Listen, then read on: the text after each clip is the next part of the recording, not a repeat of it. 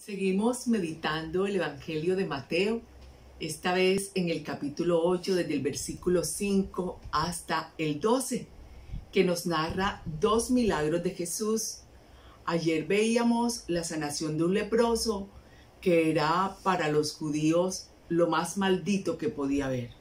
Olvidado por Dios, olvidado por su familia, olvidado por la sociedad.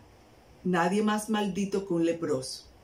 Y Jesús, que acaba de enseñar o de terminar el sermón de la montaña, va a hacer esos milagros.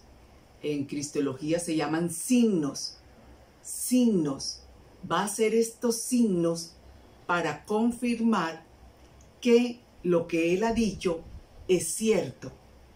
Y en la primera confirmación la hace sanando al leproso, para confirmar que el mensaje de Dios es para todos, que Dios no hace rechazo de nadie y que Dios ha venido, que Él ha venido de parte de Dios para estar cercano a todos, no a unos cuantos, pero también para controvertir todo lo que decía la ley, porque recordemos que en el libro de Levítico, en el capítulo 13 y también en Deuteronomio, había toda una ley para los que tenían lepra y cómo tenían que comportarse y todas las prohibiciones que había para ellos. Entonces Jesús viene, como él ha dicho al principio en el capítulo 5 de Mateo, él ha venido a decir realmente esas leyes, cómo se cumplen o si simplemente no se cumplen. Porque esas leyes no fueron dadas por Dios, fueron los escribas los que al ir interpretando la ley de Moisés, fueron acoplando según su razonamiento, su querer y su percepción, cómo debían cumplirse las leyes. Y hoy Jesús lo vemos que se le acerca a un centurión. Quiero hacer un paréntesis. Los textos bíblicos no se pueden leer como si se ocurrieran en secuencia cronológica. Por eso nunca nos dan una fecha. No sabemos exactamente a cuántos días se le acerca este centurión a Jesús o si fue al día siguiente. Eso no lo dice el texto. Pero hay que tener eso en cuenta porque a veces nosotros leemos creyendo que fue todo enseguida. No, no fue todo enseguida. Entonces, y recordemos que para Mateo esto es importantísimo porque está evangelizando judíos. Y él quiere mostrarles qué tan equivocados están los maestros de la ley, los que están guiando la experiencia de fe, la experiencia religiosa. Y hoy se le acerca un centurión. Un centurión se le acerca. Israel, la Palestina del tiempo de Jesús, estaba sometida por los romanos. Eso tiene serias implicaciones en la interpretación de los textos. Una es que el rey que tenían era puesto por los romanos. Y dos, que los romanos los dejaban tener su experiencia de fe sin que esto amenazara la paz social, sin que esto amenazara todo el ejercicio de gobierno. Y los sacerdotes habían negociado esa paz, entre comillas, con los romanos, inclusive apoyando mucho de lo que los romanos hacían para ellos continuar con su poder. Entonces, esto que está pasando aquí es importantísimo, porque quien se está acercando a Jesús es uno de los que oprime al pueblo judío, es uno de los que hace cumplir las leyes romanas, el pago de los impuestos, la opresión política, la opresión social, de los que castiga. Por eso es tan importante. Y le cuenta a Jesús que él tiene un soldado enfermo en casa. A lo que Jesús le dice, yo iré a sanarlo. ¿Cuál es el primer signo? Recordemos, signo que Jesús quiere hacer. Él rompe las barreras de la división, las trasciende. No se va a poner de parte de unos y de otros, sino que como Dios va a hacer lo que le corresponde, precisamente para convencer a unos y a otros. Yo iré a tu casa a sanar. Y la respuesta que nosotros en la celebración de la liturgia de la Eucaristía repetimos todos los días, cada vez que asistimos a la misa, le dice, no, yo no soy digno de que entres a mi casa. Precisamente el soldado romano, su indignidad le viene de saber quién es él en relación a los judíos y que no quiere causar problemas a Jesús ni quiere problemas para él con que otros romanos lo vean entrando a su casa. Entonces por eso le dice a Jesús que no, que basta que él lo quiera ahí para que él lo pueda hacer, a lo que Jesús reconoce un signo de gran fe, porque el romano también está diciéndonos hoy que nosotros, que la verdadera fe no es solamente la que se da en ciertos lugares, sino que Dios puede obrar en todo lugar y en todo momento según Él quiera. Y Jesús va a decir que nadie como esta fe del romano y que la fe es cuidadosa. Por eso el romano no quiere poner en riesgo a Jesús, ni quiere ponerse en riesgo entrando, llevándolo hasta su casa. Pero le dice algo muy valioso. Mira, yo soy un capitán romano y basta que yo diga algo para que mis soldados lo cumplan. ¿Y por qué le está diciendo esto? Porque el romano lo que está diciéndonos hoy es, el que tiene palabra, la cumple. Y si lo que tú acabas de decir y lo que yo he oído que estás haciendo es verdad, entonces ni siquiera tienes que ir a mi casa.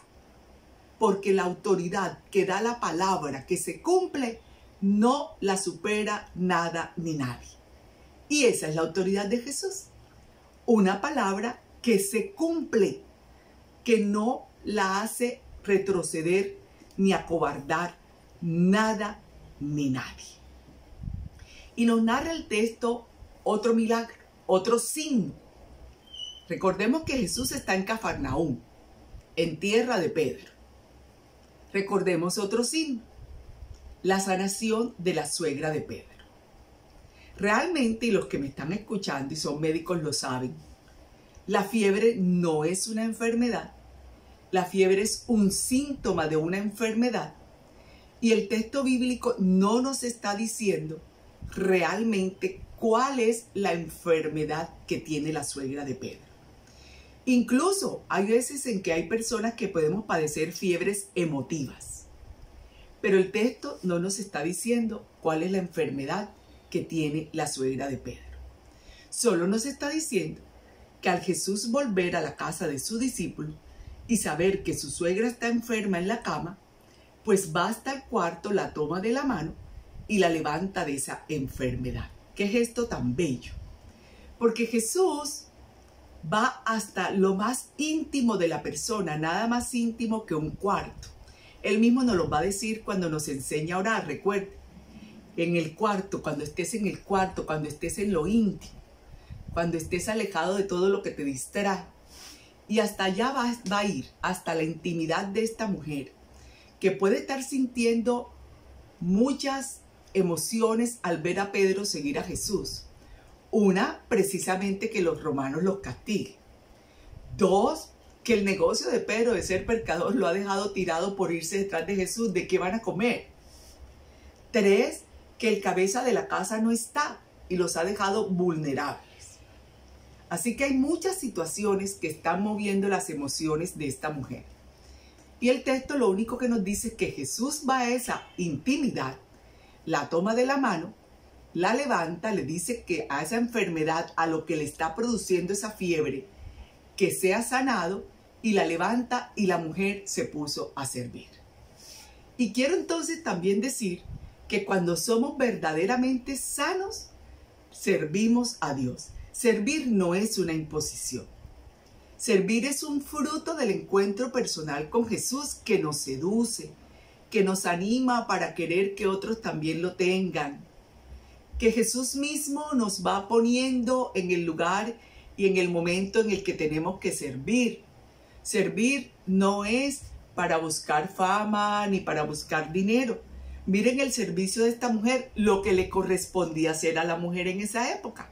Atender la comida, atender la casa, en lo cotidiano, porque hay un servicio cotidiano que a veces nosotros dejamos de lado, y es asumir nuestras responsabilidades, nuestros roles de la vida cotidiana, de la vida común. Y por eso cuando abandonamos nuestra vida cotidiana, nuestra vida común, entre comillas, dizque para servir a Jesús, eso se puede volver un antitestimonio porque la gente no va a entender cómo dejar lo que nos corresponde, dizque siguiendo a Jesús, y puede traernos serias dificultades, sobre todo en nuestra familia. Hay veces en que el Señor así lo pide, pero el Señor dará los signos, el Señor mostrará el llamado y confirmará que ese ha sido su querer.